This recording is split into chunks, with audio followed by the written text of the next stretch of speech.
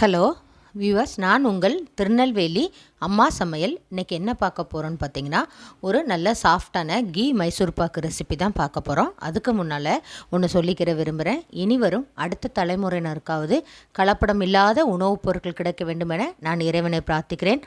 வாழ்க வளமுடன். வாங்க வீடியோக்குள்ளே போகலாம். தீபாவளி வரப்போகுது. அனைவருக்கும் என்னுடைய அட்வான்ஸ் தீபாவளி நல்வாழ்த்துக்கள்.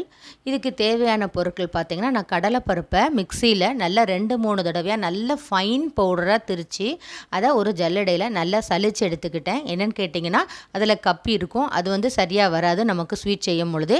இதே போல் சலித்து எடுத்துக்கோங்க. இல்லைன்னா கடையில் நீங்கள் 1 கிலோ அல்லது 2 கிலோ கடலைப்பருப்பை வாங்கி மிஷினில் கொடுத்து திரித்து வச்சுக்கிட்டிங்கன்னா, இந்த தீபாவளி சமயம் பார்த்திங்கன்னா நம்ம நிறைய பலகாரம் செய்யறதுக்கு ரொம்ப யூஸ்ஃபுல்லாக இருக்கும். இந்த 1 கப்பு கடலை மாவு பார்த்திங்கன்னா 100 கிராம் கிட்டத்தட்ட. நல்லா தட்டி அளந்துக்கோங்க. என்னென்னா கடலை மாவு வெயிட்டே இருக்காது, அதனால் தட்டி அளந்துக்கோங்க. நான் 2 கப்பு கடலை மாவு எடுத்திருக்கேன். சுகரோட அளவை பார்த்திங்கன்னா, நம்ம 2 கப்பு கடலை மாவு எடுத்திருக்கோம், அதுக்கு 3 கப் சுகர் எடுத்திருக்கேன். அதாவது எடுத்த கப்பில் அதே கப்புக்கு தான் நம்ம எடுத்திருக்கோம். கொஞ்சம் குறைவாக எடுத்துக்கோங்க. ஒரு கப்பில் சுகர் கொஞ்சம் குறைவாக எடுக்கும்போது சரியாக இருக்கும். அது 200 கிராம். மொத்தம் டோட்டலாக பார்த்திங்கன்னா 600 கிராம் சுகர் எடுத்திருக்கேன். 200 கிராம் கடலை மாவு எடுத்திருக்கேன். இப்போ இது வாசம் இல்லாத சன்லேண்ட் எண்ணெய் தான், ஒரு 200 மில்லி. அதே சமயத்தில் ஆர்கேஜி நெய் பார்த்திங்கன்னா ஒரு 400 மில்லி எடுத்திருக்கேன். இது பார்த்திங்கன்னா உங்களுக்கு கண்டிப்பாக எண்ணெய் சேர்க்கும் பொழுது உங்களுக்கு நல்லாயிருக்கும். அந்த மைசூர் பாக்கு ஃபுல் கீயில் செய்யும் பொழுது பதம் சில நேரங்களில் தவற வாய்ப்பு இருக்கும். கொஞ்சம் எண்ணெய் சேர்த்துக்கிட்டால் தான் மைசூர் பாக்கை பொறுத்த வரைக்கும் கொஞ்சம் நல்லாயிருக்கும். இப்போ ஒரு நல்ல கனமான ஒரு கடாய் எடுத்துக்கோங்க. இப்போ எடுத்து வச்சுருக்க அந்த கடலை மாவை நல்ல மணம் வர வரைக்கும் வறுத்துக்கோங்க. அதில் நல்ல ஒரு மணம் வரும் பாருங்கள். நீங்கள் வறுக்காமல் கூட செய்யலாம், ஆனால் வறுத்து செய்யும் பொழுது அந்த கடலை மாவுடைய ரா ஸ்மெல் இருக்காது. அதனால தான் லைட்டாக வறுத்து மறுபடியும் நல்லா சலித்து எடுத்துக்கோங்க. என்றைக்குமே வறுத்ததுக்கப்புறம் அந்த கடலை மாவு லைட்டாக கட்டி தட்டின மாதிரி இருக்கும். அதனால் மறுபடியும் ஒரு தடவை நல்லா சலித்து எடுத்து வச்சுக்கோங்க. இப்போ எடுத்து வச்சுருக்க அந்த எண்ணெயையும் அந்த நெய்யையும் சேர்த்து லைட்டாக மெல்ட் பண்ணால் போதும். அது இலகுனா போதும், அந்த அளவுக்கு சூடு இருந்தால் போதும். இதை தனியாக எடுத்து வச்சுருவோம். இப்போ அடுத்த ஸ்டெப்பு பார்த்திங்கன்னா, நம்ம மைசூர் பாக்கு செஞ்சு எதில் நம்ம சேர்க்க போகிறோமோ அந்த மோல்டில் என்ன பண்ணுங்கள், பட்டர் ஷீட் போட்டு நல்லா எண்ணெய் தடவி ரெடி பண்ணி வச்சுக்கோங்க. என்னென்னா இமீடியட்டாக நம்ம செஞ்சு முடிக்கவுமே நம்ம இதில் சேர்க்கணும். அதனால தான் இப்போது நம்ம கலந்து வச்சுருக்க அந்த நெய் எண்ணெயிலேருந்து கொஞ்சமாக எடுத்து அந்த வறுத்து வச்சுருந்த அந்த கடலை மாவில் இதே போல் நல்லா கலந்து எடுத்து வச்சுக்கோங்க.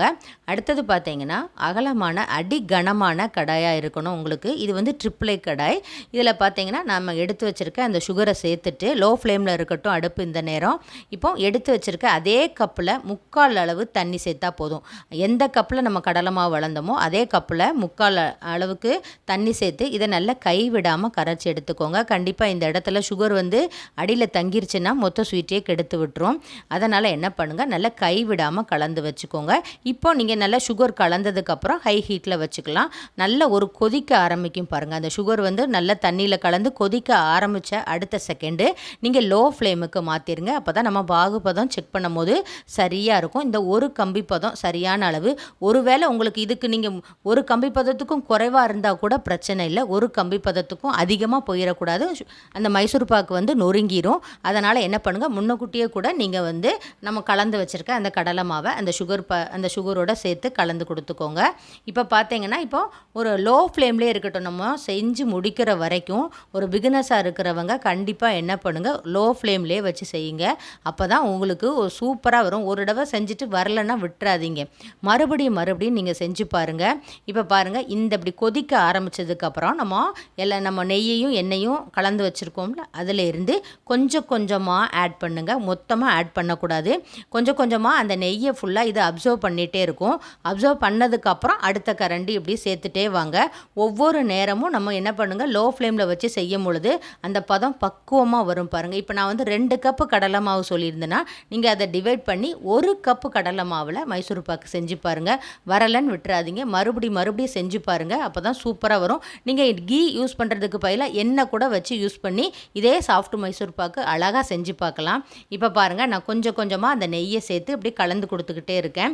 நீங்கள் கடையில் வாங்கின கடலை மாவில் கண்டிப்பாக இதே போல் பெர்ஃபெக்டாக உங்களால் செய்ய முடியாது. ஒன்று நம்ம மிக்சியில் என்ன பண்ணுங்கள், நல்லா ஒரு 2-3 தடவை நல்லா திரித்து பேப்பரில் நல்லா போட்டுருங்க. அந்த ஹீட்டோடு இருக்கக்கூடாது. அந்த கடலை மாவு கருத்துரும்.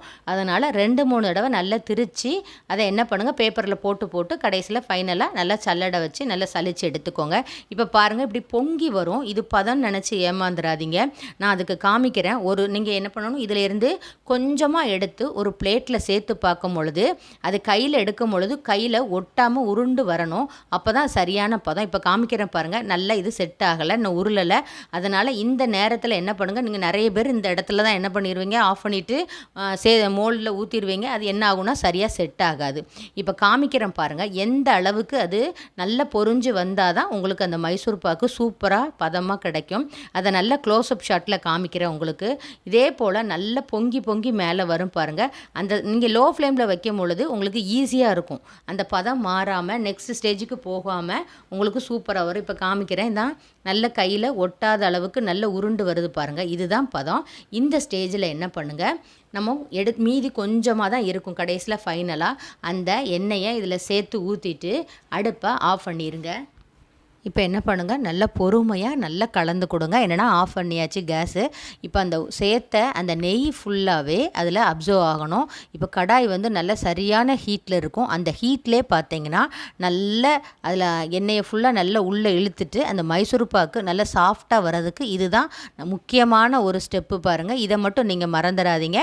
கேஸ் அடுப்பை ஆஃப் பண்ணிவிட்டு ஒரு 2லேருந்து ஒரு 3 நிமிஷம் இதே போல் நல்லா கலந்து கொடுத்ததுக்கு அப்புறம் தான் நீங்கள் பட்டர் ஷீட் போட்டு அந்த மோல்டில் நீங்கள் சேர்க்கணும். அப்போ தான் உங்களுக்கு சாஃப்டாக வரும். ஒருவேளை இதுக்கு அடுத்த ஸ்டேஜ் போயிட்டுனா நல்ல ஹை ஹீட்லலாம் இருந்துச்சுன்னு வச்சுக்கோங்களேன், நமக்கு அந்த நொறுங்கிரும் மைசூர் பாக்கானது. அதனால தான் இந்த ஸ்டெப்பை நம்ம இப்போ ஃபாலோ பண்ணுறோம். இப்போ நம்ம மோல்டில் சேர்த்தாச்சு. சேர்த்துட்டு என்ன பண்ணுங்கள், ஒவ்வொருத்தருக்கும் டைம் டிஃப்ரெண்ட் ஆகும். எனக்கு பார்த்தீங்கன்னா இந்த தடவை 4 மணி நேரம் ஆச்சு இந்த மைசூர் பாக்கு செட் ஆக. நீங்கள் உங்களுடைய அந்த ஹீட்டை பொறுத்து நீங்கள் எவ்வளோ கொஞ்சமாக செஞ்சீங்கன்னா அதுக்கு தக்கன டைம் சேஞ்ச் ஆகும். இப்போ பார்த்தீங்கன்னா நான் கொஞ்சம் கூடுதலாக செஞ்சதுனால எனக்கு ஒரு 4 மணி நேரம் ஆச்சு. எப்படினாலும் நம்ம இப்போ ஒரு மெத்தட் சொல்லித்தரேன். இப்போ கை வச்சு பார்க்கும்போது உங்களுக்கு நல்ல கல் மாதிரி செட் ஆகிருக்கும். அப்போ இந்த மைசூர் பாக்கு நல்லா செட் ஆகிட்டுன்னு அர்த்தம். பட்டர் ஷீட் போடும் பொழுது உங்களுக்கு ஈஸியாக கட் பண்ணி கடையில் விற்கிற மாதிரியே சூப்பராக உங்களுக்கு பீஸ் போட முடியும். அதனால தான் கண்டிப்பாக பட்டர் ஷீட் போட சொல்கிறேன். பட்டர் ஷீட் நீங்கள் ஸ்டேஷ்னரி ஷாப்பில் அழகாக கிடைக்கும். 5 ரூபா 10 ரூபான்னு சொல்லுவாங்க. அதை வாங்கி இதே போல் போட்டு எடுத்துக்கும் பொழுது உங்களுக்கு ஈஸியாக இருக்கும். ஒரு சூப்பரான ஒரு சாஃப்டான ஒரு கீ மைசூர் பாக்கு ரெடி ஆகிட்டு. நான் மறுபடியும் சொல்கிறேன், கொஞ்சமாக ட்ரை பண்ணி பாருங்கள், வரலன்னு விட்டுறாதீங்க. இந்த மைசூர் பாக்கை நீங்கள் கட் பண்ணி பீஸ் போட்டதுக்கப்புறம் ஒரு 2லேருந்து 4 மணி நேரத்துக்கு டிஸ்டர்ப் பண்ணாமல் அப்படியே வச்சுருங்க. இப்போ வெளியில் வச்சு சாப்பிட்றாருந்தா ஒரு 5லேருந்து 6 நாள் வரைக்கும் தான் இருக்கும். அதுக்கு மேலேனா நீங்கள் ஃப்ரிட்ஜில் தான் ஸ்டோர் பண்ணி வச்சுக்கணும். இது சாஃப்ட் மைசூர் பாக்கு அப்படிங்கிறதுனால. இந்த வீடியோ உங்களுக்கு பார்க்கும் போதே பிடிச்சிருக்குன்னு நினைக்கிறேன். பிடிச்சிருந்தா லைக் பண்ணுங்கள், உங்கள் ஃப்ரெண்ட்ஸுக்கெல்லாம் ஷேர் பண்ணுங்கள், சப்ஸ்கிரைப் பண்ணி வச்சுக்கோங்க. கீழே இருக்க நோட்டிஃபிகேஷன் பெல்லை ஆன் பண்ணி வைக்கும் பொழுது நான் அடுத்தடுத்து போடக்கூடிய வீடியோக்கள் உங்களுக்கு நோட்டிஃபிகேஷனாக சேரும். நன்றி. வாழ்க வளமுடன்.